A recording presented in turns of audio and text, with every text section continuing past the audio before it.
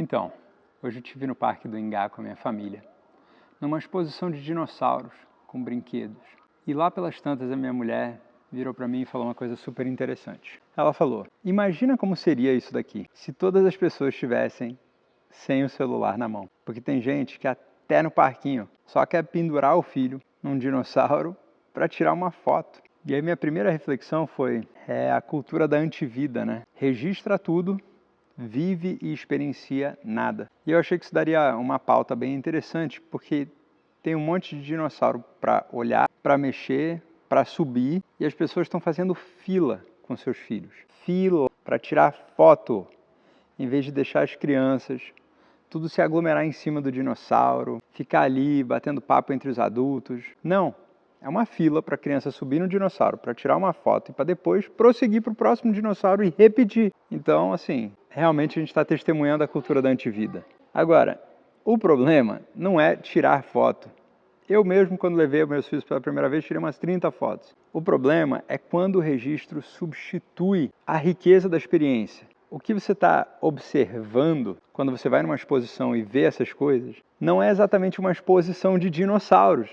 Pelo menos para mim, eu estava vendo uma exposição de evidências. Como assim? O que isso quer dizer, Max? Eu quero dizer que as pessoas parecem menos interessadas em viver momentos, ou viver o momento, do que em provar que estiveram ali. Elas estão mais interessadas em provar que elas estiveram ali. A criança ali, ou a maioria delas naquele contexto, eu sou um observador do comportamento humano, não estava subindo no dinossauro para explorar aquele dinossauro, para entender aquele animal e como que ele podia ser tão grande, e qual era herbívoro e qual era carnívoro, e como a gente deve ser grato porque o planeta Terra foi atingido por um meteoro, o Chicxulub, e permitiu com que essa espécie animal, que era um mega predador, fosse extinta, ruim para eles, ótimo para nós humanos. Não houve ali, não estava tendo ali transmissão de cultura.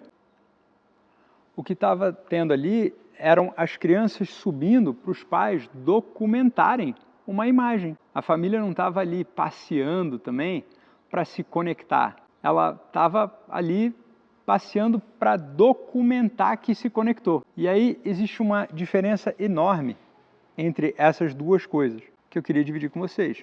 Porque, veja só, pelo ponto de vista do sistema nervoso, documentar não acalma. E não acalma porque não conecta. Só a conexão humana profunda é que sonda, costura e coloca as pessoas novamente num lugar de segurança emocional. Cara, hoje é um off day. Era um dia para aquele passeio no parque, está sendo experimentado e não documentado. E talvez essa seja uma das grandes tragédias dos nossos tempos, que a gente esteja aprendendo e transmitindo que o importante é registrar a vida, mesmo antes de a gente aprender a viver a vida, saborear a vida, experimentar a conexão, estar presente no momento. A gente não está criando memória, a gente está criando apenas arquivo. E arquivo tem uma riqueza muito, infinitamente menor do que memória. A gente não está colecionando experiência, a gente está colecionando prova.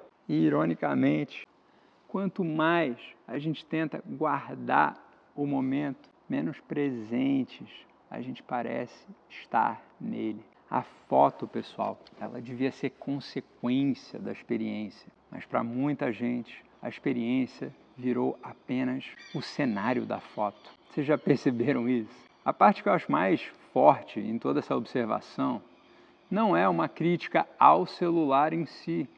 O celular é uma ferramenta, é uma crítica à nossa inversão de prioridades. Porque o que eu testemunhei no parque hoje foi que o dinossauro deixou de ser uma aventura, deixou de ser uma oportunidade para observação, para nuance, para contação de história, para transmissão de cultura, para demonstração de evolução, para agradecimento, como surgiu nossa espécie a respeito do fim de um, como o mundo é fluido, como o planeta tem muito mais do que 2000 anos.